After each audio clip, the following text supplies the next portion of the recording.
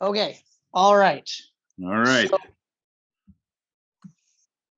So first and foremost, we'd like to say thoughts and prayers to the family of Tim Sale, to the family of Neal Adams, and of course to the family of George Pérez, because we lost three unbelievably talented artists. Yeah. And I believe they've all kind of dabbled in writing as well. But regardless, those are three heavy hitters that have inspired and influenced and pushed the medium that to me is one of the greatest mediums of all time, comic books. Mm-hmm. And while I was not a diehard fan of the three aside from George Pérez, I mean, I love Tim Sale's art, the color books, yeah, the stuff with DC.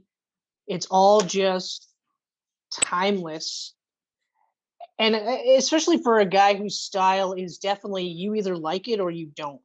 Yeah, but and Neal Adams had more of a realistic approach to his art, but also pushed the medium, expanded upon it, influenced people, and of course George Pérez. I mean, legend. Like they're like it's almost like the second coming of Jack Kirby. Yeah, with the way he drew, that level of detail. Because I mean, you look at Jack Kirby; these aren't just like outlines with sketches. Like these are like full on. It's art. It's all it is. Yeah. So I mean, I don't think there's any other artist alive or dead that has ever come close to George Pérez on page. Like the fact that guy could pretty much draw every Marvel character in a panel or every DC character in a panel, it's mind-boggling. And not only that, but there's no shortcuts with George Pérez. No. When you looked at the JLA Avengers crossover cover, Captain America's chainmail, each bit of chainmail was drawn out. Yeah. It wasn't just a couple of spots so that you go, oh right, that's the chainmail. It was every single link. It was every single strand of hair. Really not many artists that do every chain link on Captain America's suit. Like Cassidy, John Cassidy does it. I was going to say he's the only one that I can think of but Cassidy also releases one comic every 2 months, where Pérez could probably release 2 a month. Release. It's just, it's crazy. I mean, like these were comic icons of our time, right? Neal Adams, his Batman and X-Men runs, legendary. Tim Sale had a style like no other. You knew Tim Sale as soon as you saw it. Instantly. There was none of this like, oh, that kind of, I think it was, oh, that's Tim Sale. Yeah. Immediately. Just beautiful. Especially his darker stuff. Like his Batman and his Daredevil was so good. His, like, the Killing Joke. Yeah. No, sorry, not the Killing Joke. The Long Halloween and Dark Victory. Those two, I was like, oh my God. And also, like, those really helped me acknowledge Jeff Loeb as a very talented writer. Right. And I mean, at the time, I honestly think Tim Sale brought the best out of Loeb, because when Loeb's with other people, it doesn't come close to his work with Sale. No. The only exception being Jim Lee. Yeah. But I mean, like, but even then I would argue, I mean, Hush is an amazing story, but it's also a story that anyone could probably have written. Like, I was just going to say, like, I would argue that Hush isn't Jeff Loeb's best book. Yeah. I would say it's probably one of his most well-known, though. Oh, easily. Yeah. But yeah, like you can't top. And I mean, and yeah, I agree. I agree that I feel with your assessment that Tim Sale brought the best out of Jeff Loeb. Mm-hmm. Because those color books are just, those color books are incredible. Right off the top of your head, what's your favorite one? Oh, the color books? I really like Daredevil Yellow, but I think probably Spider-Man Blue. I was just going to say Spider-Man Blue is my favorite. Yeah. And It was close. It was close because Yeah. Daredevil yellow is also real. And I mean, to use the yellow and red costume for parts is just like, Yeah. because that's the one that I like the least. And all these like MCU fanboys that are like, oh, it'll be the yellow suit. I can't wait for the yellow suit. I'm like, what is wrong with you? Like, seriously. The guy's name is Daredevil. Okay? He should look like a devil. Right? Even the black suit with the shoulder pads would be better. Yeah, like that fucking Scott McDaniels. The armor suit. Yeah. Yeah, that super 90s, like splashes of red, but it's predominantly black, gray, and shoulder pads. And you're just like, sure, yeah, that makes. I will say, I did like that he had the billy clubs on his forearms. That was cool. That looked really cool. And that seemed a little bit more on the like, okay, it's nowhere as practical as having it on his legs. It just looked cool. Yeah.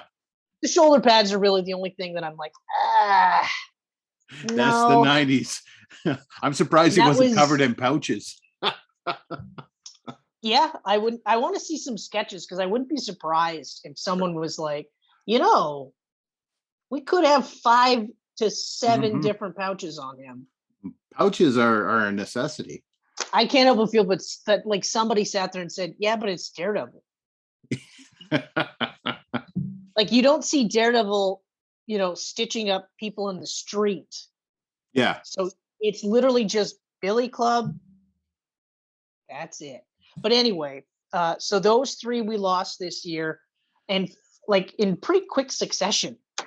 Oh yeah, like Pérez was only a few weeks ago, and then I mean Tim Sale was today, I guess, or last night. But yeah, it's and Tim Sale came out of nowhere. Like Adams and Pérez had health issues, and you knew it was coming. I just read like a post from Jim Lee yesterday morning, I think, where he said best wishes to Tim Sale or whatever it was. I was just like, caught something similar, and I was just like, oh, okay, all right. I hope everything's okay. And then of course today it was like, well, I mean, I guess you could say that, yeah, everything's okay now. Yeah.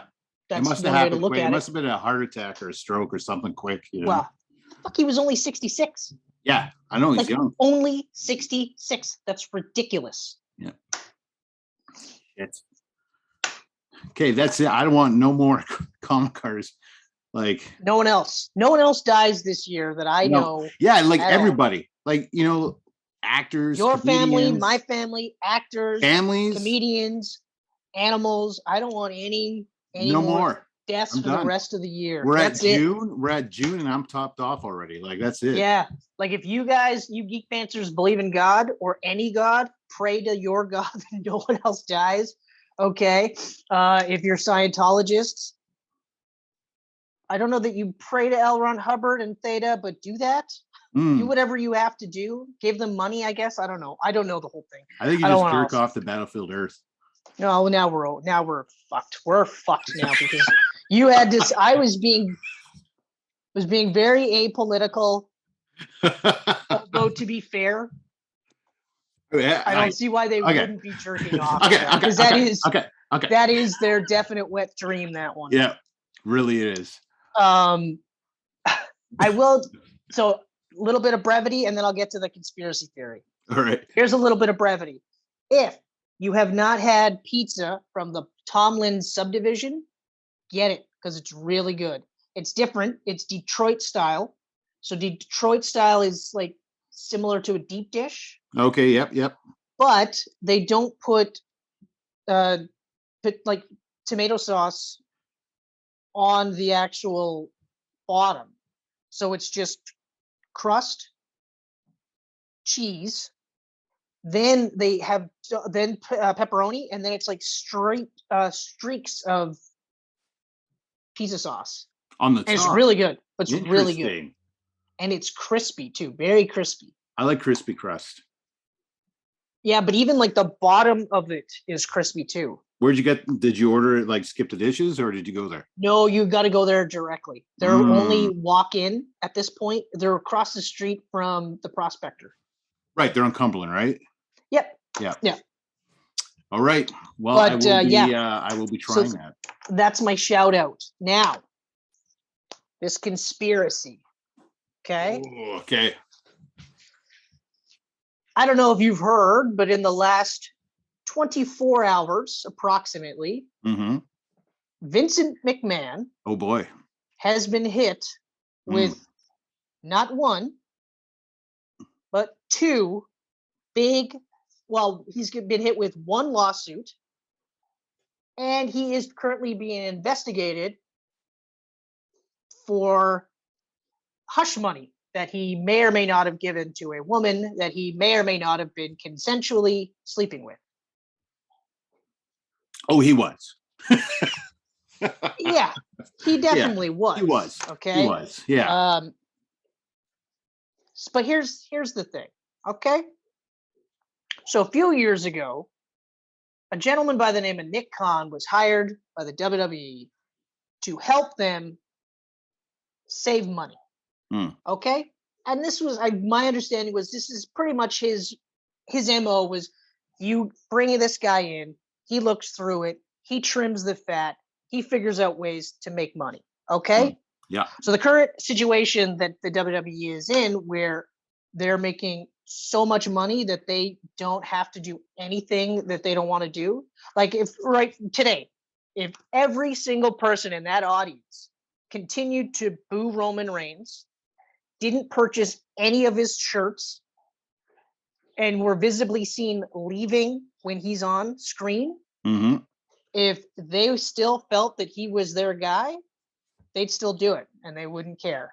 And they would say, hey, they would tell you whatever the case may be. He's still making us money, whatever, blah, blah, blah. He's our guy.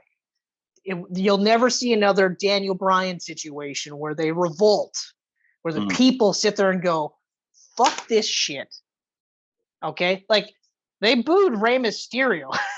Okay? Rey Mysterio has never been booed, as far as I know, in his entire wrestling career ever. Okay? Even going back when he was actually Rey Mysterio Jr. Okay? Never, ever. They booed him because he came out of WrestleMania and he wasn't Daniel Bryan. Or he was the last guy at Rumble and he wasn't Daniel Bryan. And they went, fuck you. None of that'll happen now. Okay. All right. So cuts happen. There's going to be more cuts. There's already been some cuts this year. There'll be more cuts coming up. Yeah. Tommaso Ciampa, he's coming up. He's on the cutting block, and I'll tell you why. They brought him up from NXT to do fuck all. And reports are already saying that Vince McMahon has given up on him. Wow. Does absolutely nothing with him and then gives up on him.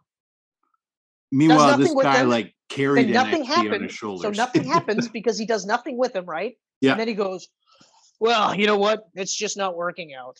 Well, I don't know. Give him a microphone. Yeah. Turn him loose on in the wrestling. Just basically sit there and go, hey, all those times that you were tearing the house down with Johnny Gargano and pretty much everybody you wrestled with in NXT. Yeah, we want you to do that here.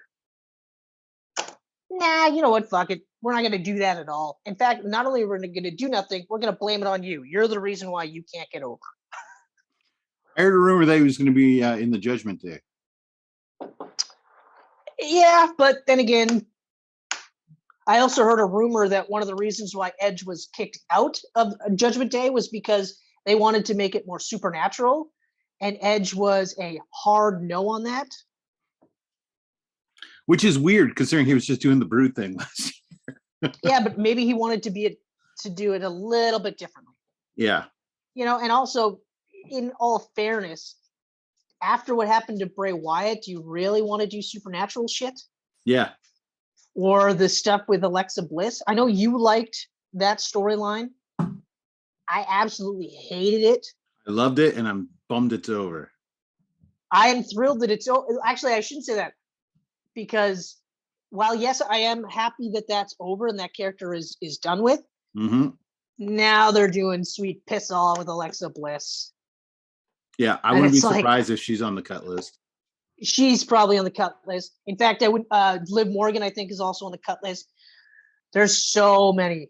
Liv's So getting into movies. good for her. Honestly, And good I for her. wouldn't be surprised if Alexa's right behind her. She has to be right behind her. And she has to be She's hedging her hands bets. down the best actress in WWE right now. Nobody touches her.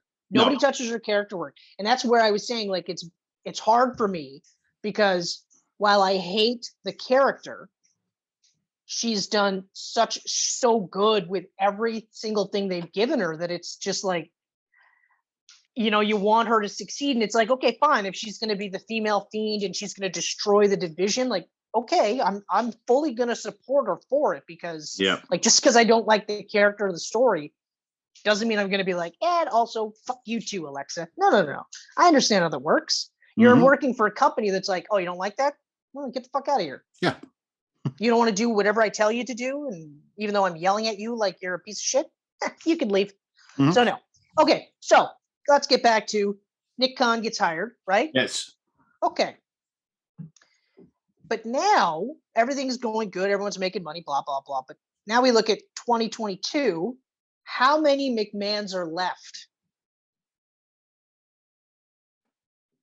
One. And now he's embroiled in an investigation into what happened to 3, although now I've heard $4 million that has been tied to a woman that got a position, started sleeping with Vince McMahon allegedly, but if she was in fact sleeping with him, it was consensual. For some reason, he made a point of saying that. Then that same woman was pawned off on John Laurinaitis and had some sort of position working with him, and also may or may not have been having consensual sex with him. Speaking of which, both of these people are married. Obviously, Vince to Linda. Yes. But John, as far as I know, is still married to the Bella's mother. The Bella twins' mother.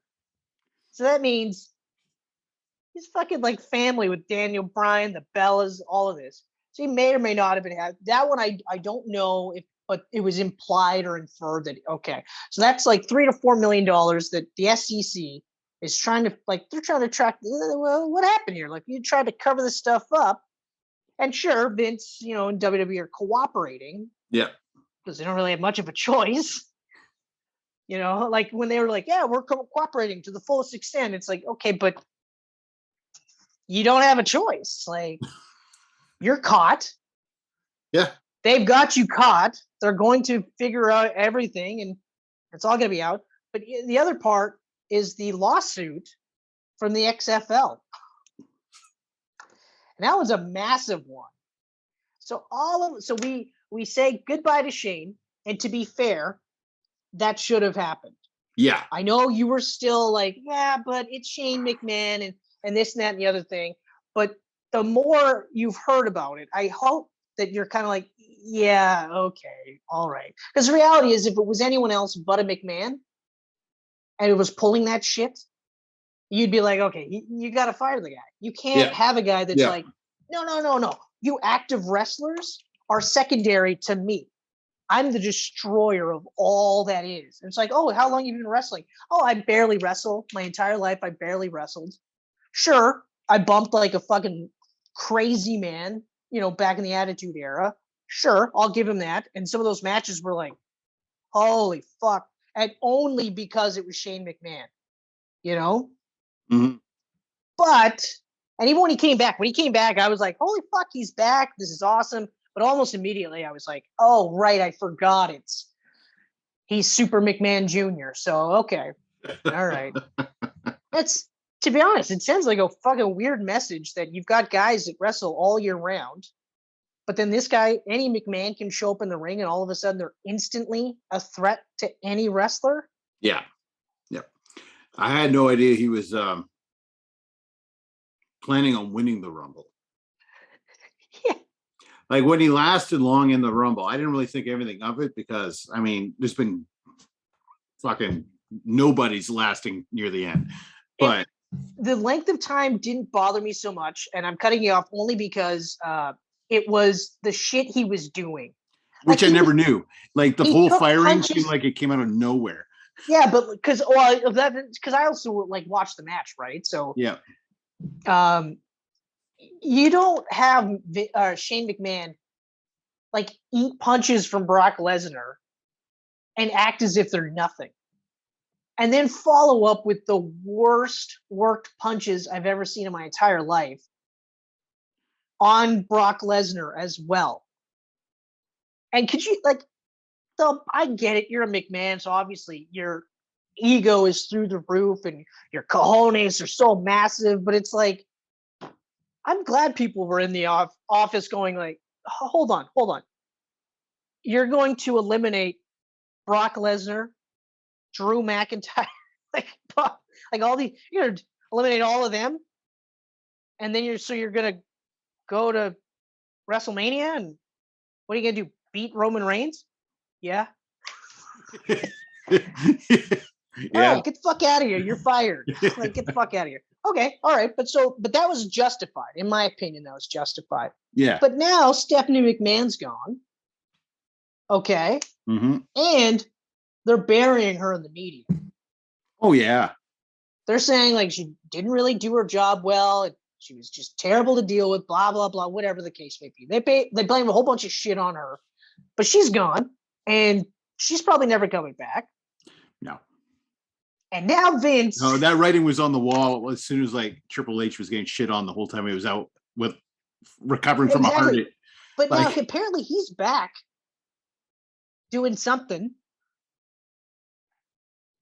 Anyway, so that's my conspiracy theory. My conspiracy theory is that something is going to happen. So whether it's this lawsuit or whether it's the investigation into where the funds went or whether a whole bunch of other shit from McMahon's past that he has buried, because I mean, I've said it before, both Laurinaitis and Pritchard were rehired and both of them are like, what is it? Punk called them glad-handing yes men. Okay. That's exactly where they are. Yeah. But they know deep, dark secrets for Vince McMahon. Michael Hayes has been in the company forever. For fucking ever. Mm-hmm. And what he brings to the table, I mean, I don't know exactly what he brings to the table. And obviously it's enough that they keep him there. But again, that's another guy who's they know where the bodies are buried. Yeah. I mean, maybe we'll find out exactly what happened to Superfly Jimmy Snuka and his wife that he may or may not have killed. That's true. That's very true. Because the story is that Vince showed up with a couple of suitcases of money, and then all of a sudden that case disappeared. That's shifty. That's shady. Oh, yeah. Anyway, so that's my conspiracy theory. My conspiracy theory is that Khan got to a point where he's here, because once Vince is gone, who's next? Yeah. Here's Vince. Here's Nick. And then WWE gets sold to the highest bidder, and then that's it. Yeah. The WWE that we know, depending on who buys it, will be vastly different. Who the hell is going to buy it? The Rock. I'm thinking probably.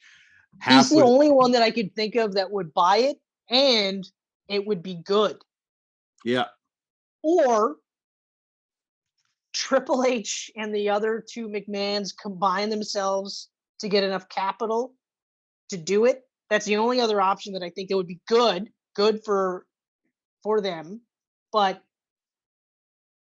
it's tough because, like,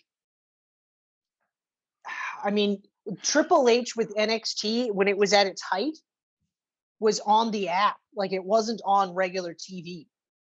So there was no ratings, there was no nothing, but it was absolutely incredible. It was awesome. Like, every week it was like, holy shit.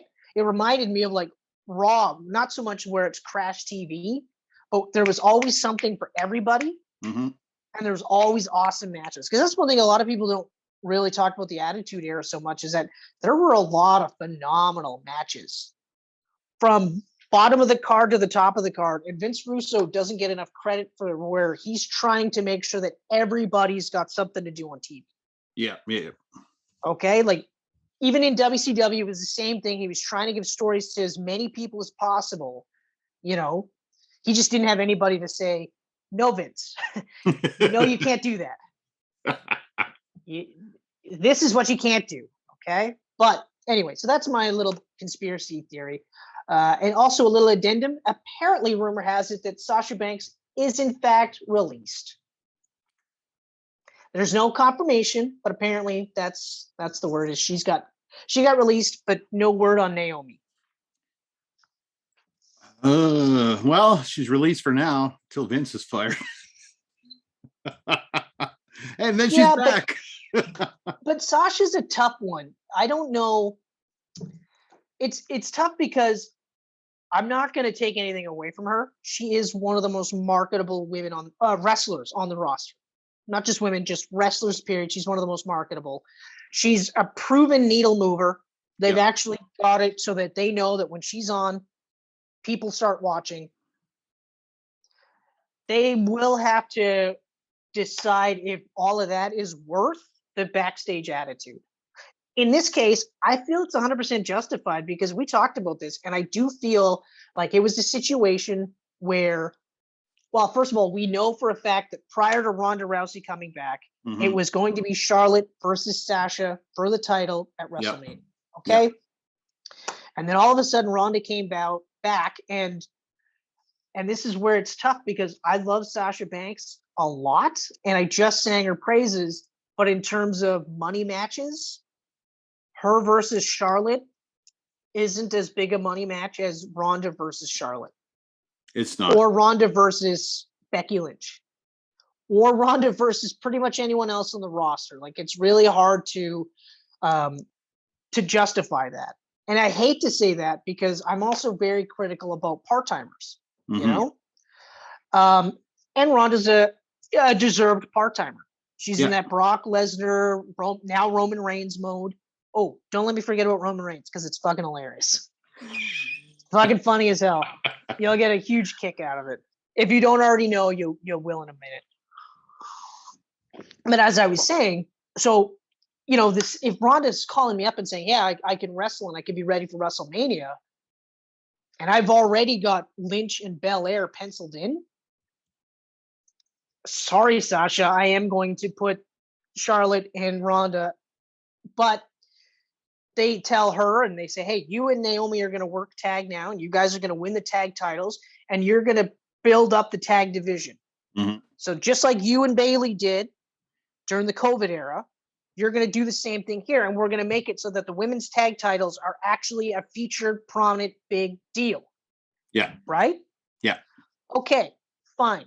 Do WrestleMania, win the matches, start actually working a tag with Naomi to the point where they're not just two part-timers hanging out or not part-timers, but just two solo acts hanging out and doing their own thing, but actually getting like matching gear, you know, and working out moves together. Like they were starting to work, and it's awesome because again, like Naomi's one of those ones where it's like, she should always be hovering above the main event. Always. Yeah. Always. I totally agree.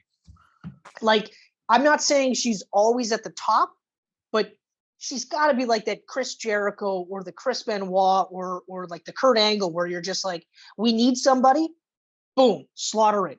Yeah. Because she can work.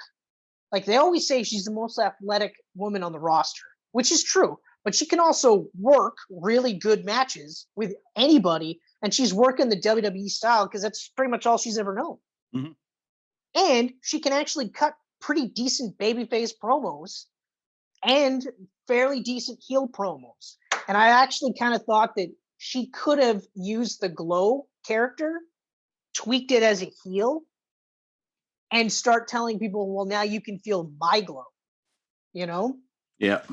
And then, of course, align her with the bloodline, because that would just, rocket her. Well, if Sasha's gone and they keep Naomi, that's the obvious move. I mean, but that's it. Why wouldn't Roman want to bring in the women's titles into the bloodline? Exactly. But getting to Naomi was in a similar position, though, because her and Sonya were building up to this huge match that could have actually been a Mania match. And I was all for it. Honestly, all for it. Because again, getting back to Naomi, she's a safe wrestler. I don't know of too many people that have been injured by her. And if they have, they don't talk about it because she's relatively safe.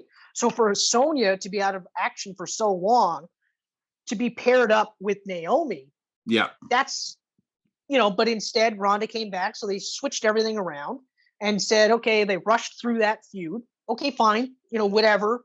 And again, the tag titles are being featured prominently. Okay, great, right? Yeah. And I mean, okay, so they were going to use both of them as feeder feuds, And okay, had they been featured, like the Usos, for instance. The Usos were feeder feuds for Roman as well, but they weren't tag champs at that point. Mm-hmm. And then when they became tag champs, yeah, sure, you can slot them in against Drew McIntyre in a singles match or Riddle or whatever, but they're still prominently featured, and they're still prominently featured in tag matches, and they're still considered a big deal. Yeah. The women's tag belts were never on that same level, and Naomi and Sasha were never on that same level. So now it went from me kind of going like, yeah, but like that's kind of sounding spoiled, to me going, no, I actually see where they're coming from. And this actually makes a lot of sense, and then you hear about how, they were being yelled at, like talked to like they were children, just screamed at. And this was like after Vince was like, no, hey, everything's fine. We'll do your way. And then someone else apparently chews their ass because that's how Vince does it. So he's never the bad guy. You start hearing that stuff and you go, oh, okay. You start piecing it together. So it's, but that's like the second time now that Sasha has said, no, this is bullshit, and took her ball and went home, Yeah. Now, some people might look at that and go, oh, we got another Tessa Blanchard on our hands. Phenomenally talented, phenomenally marketed, horrible person backstage. Just a horrible person to want to deal with. Yeah. So there's that kind of reputation. But then having said that, if I'm Tony Khan, and Sasha Banks is in fact released, and she has no 90-day non-complete clause, I'm putting a truck. I'm firing some of the women. Okay. I'm letting go some of the women right now, just so I can bring in Sasha Banks. Yeah. And even with Naomi, and I think Naomi's one of the ones that people would think she might suffer on the main outside of WWE. She might not get as big. I disagree. Her real name is Trinity Fatu. Okay. Which is a sick name. Yes. Fatu is a married last name, but her first name is Trinity. Okay. That's easily marketable. Yeah. And second of all, I mean, fuck. And Sasha's Mercedes, right? Yep. And that's an awesome name too. It's one of those things where either of them, I would sign both of them to AEW if I could. Yeah. Because yes, like you've got a built-in main eventer with Sasha Banks. Okay. But you've also got a built-in utility player with Naomi who can hover in and around the main event. Okay. But also, I mean, like Jade Cargill is, for someone who's wrestled like 37 matches, is on a fucking another level. But imagine some of the matches these people could be having with Naomi, with Sasha, Toni Storm, Britt Baker. Oh, Sasha and Britt Baker. Whoa. Sasha and Britt Baker. Boom. I'm in. Sasha and Toni Storm. Boom. Sasha and Ruby Soho, which we've seen before, but not like this. Yeah. Sasha with Athena, who used to be Ember Moon. Again, we've seen it before, but not like this. Okay. Like it's just holy shit. Naomi with every single person I've just listed. Yeah. So to recap, if Sasha's released, it will be interesting to see where she goes. But fuck, she could even go to TNA. Apparently that's where Paige is going. Paige is going to go to TNA. That's the heavy rumor. And Gail Kim is one of the head higher ups for the women's division. So, plus Ring of Honor at some point. Because I think what Khan will do is some of the ones that aren't moving as much on AEW, they might get shifted over to Ring of Honor. Yeah. Which is fine, in my opinion. And he's got such good relationships with Impact and New Japan now that, anything's really possible. Now, when Sasha took her first hiatus, she actually went to Japan to wrestle. So she's got Japanese wrestling under her belt. Now imagine Sasha Banks wrestling in Japan against Kairi Sane or Kairi Hojo, as she is now, or anyone else. Yeah. Anyone else. Shimmer, Stardom. God damn it. Anyway. So while I do hope that all of these issues get resolved and everyone is happy and gets treated the way they should be treated, because nobody should ever be disrespected, okay? Yep. They end up going elsewhere. It's going to be pretty fucking interesting. Oh, yeah. Oh, and the Roman Reigns thing. This is it, and then I'll be done the wrestling stuff. The Roman Reigns thing. So he's recently got a new contract, right? Yep. Where he's working even less dates, right? Yep. So now, apparently, he's actually working even less dates than we previously had established, because so now the only Raw that he'll be on is the next Raw that's at Madison Square Garden. That's it. Okay? And he's the champ of both shows. Right. Now, the question is, well, why was he given both belts in the first place? And this is where it gets fucking hilarious, because the idea was if he had both belts, then he would be able to be on both shows.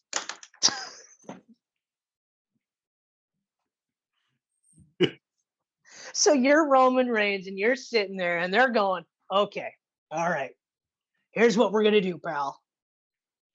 Brock's going to win the title. You're already the champion. You beat Brock at WrestleMania. Now you're the unified champion. Now you're on both shows. And he goes, yes, let's do that. I very much like that idea. I actually want to be on more shows. I was thinking to myself, I should be on both shows. Okay. Knowing in the back of his head, he's literally just like, I'm about to renegotiate my fucking contract. I'm going to work Brock Lesnar's deal. I'm going to get Brock Lesnar's deal. And I'm not saying he doesn't deserve it. Okay. I'm not saying he doesn't deserve to have Brock Lesnar's deal and work a lighter schedule, be around his family more, fucking rest. Okay. He should never have been given both titles to do this. That's the funniest thing I've ever heard in my life right now. Right now, it's the funniest thing ever. Hey, we want you to be on both shows. I would love to be on both shows. We're going to give you the title for both shows. Perfect. That makes perfect sense. Then I can be on both shows. Gets the title, and then within like a month of getting the title, he's like, yeah, here's my new contract. That's the one I want. Oh, you're working a lot less dates. Yeah. Okay, well, that's fine with me. It makes perfect sense. Yeah, you should probably work less dates. Yeah, I don't want to lose the belts, though. Oh, you're never losing the belts. You're never losing the belts. We will have no championship matches for 1 year. Oh, we'll have championship matches, but we'll bury every single person. Maybe Cody. Cody might be the guy that beats you for one of those belts, but you're not losing both belts. I can tell you that right now. What about The Rock? He's not beating you. We want you to beat him so everyone thinks you're the next Rock. Come on. Yeah, you know what? I'm calling it right now. Next year, Roman's doing both nights of WrestleMania. He's doing Rock the first night and Cody the second night. He's beating The Rock first night. And second night, The Rock's coming out and helping Roman. And Roman still beats Cody Rhodes. And Roman beats Cody. That's it. I just booked. You and I both booked dual main events like Vince McMahon. Just like that. And then suddenly Roman Reigns will come down with an injury. Mm-hmm. And then all of a sudden they'll remember that they have a 30-day non-compete clause so that if you don't wrestle a match within 30 days, you have to be stripped of the title. It's weird how they don't bring that up anymore. Anyway, so he'll be injured indefinitely, and they'll take the titles off him, but he'll never have lost the belts. Then he'll come back, and he'll just, do the same thing, win both belts back again, and he'll be gone for 5 to 6 months. I really like what AEW is doing with CM Punk, how he keeps the championship, but they're going to have an intermittent champion. Yeah, it reminds me of the Intercontinental feud with Razor and Shawn. Yes. Yeah. Yes. Yeah, where was it Shawn was injured? I think that's the one where he lost his smile. And then Razor won the interim title, and then they had the second ladder match to decide who the official was. Was it the second or was that the first? It was the first.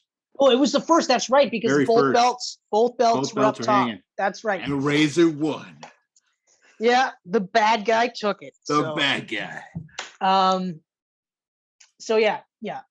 That's AEW is smart with the way they did that. Plus, I mean, now you got Moxley versus Tanahashi.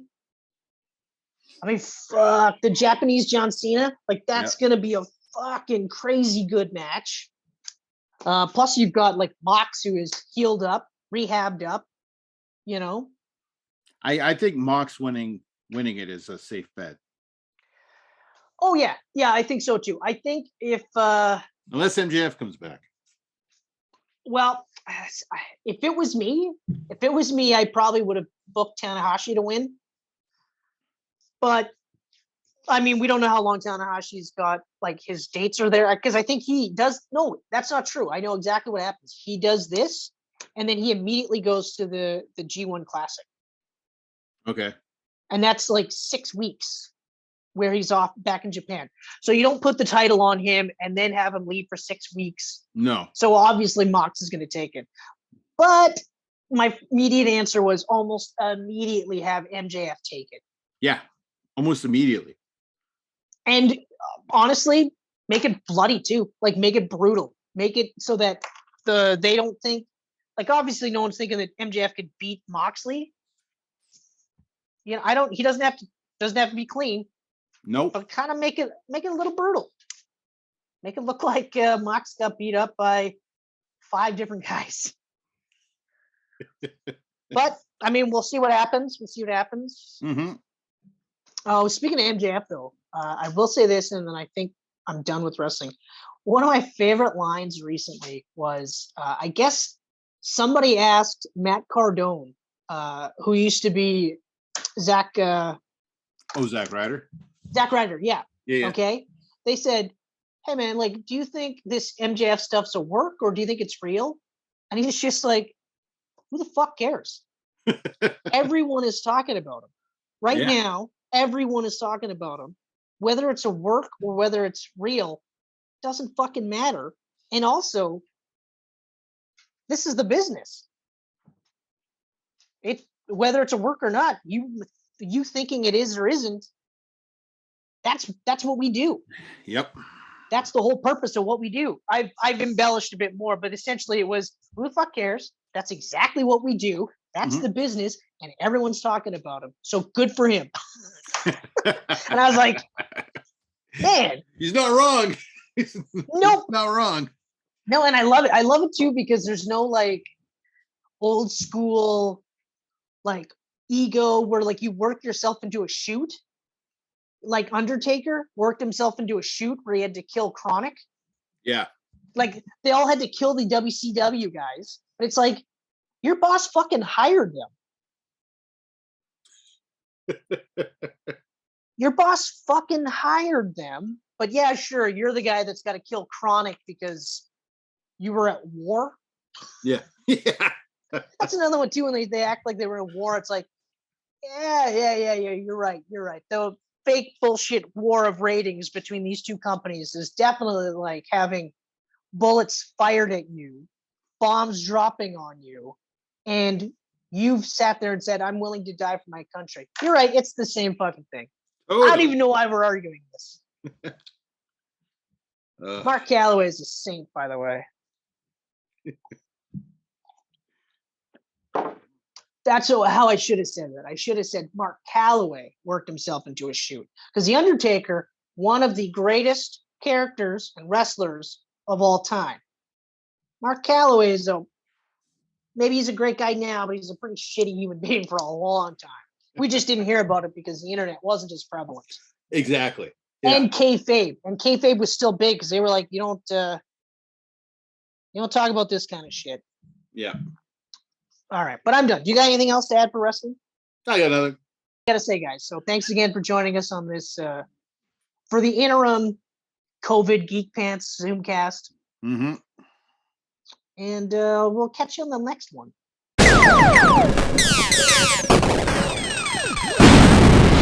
Cut it out. Why? Because I'm too legit to quit.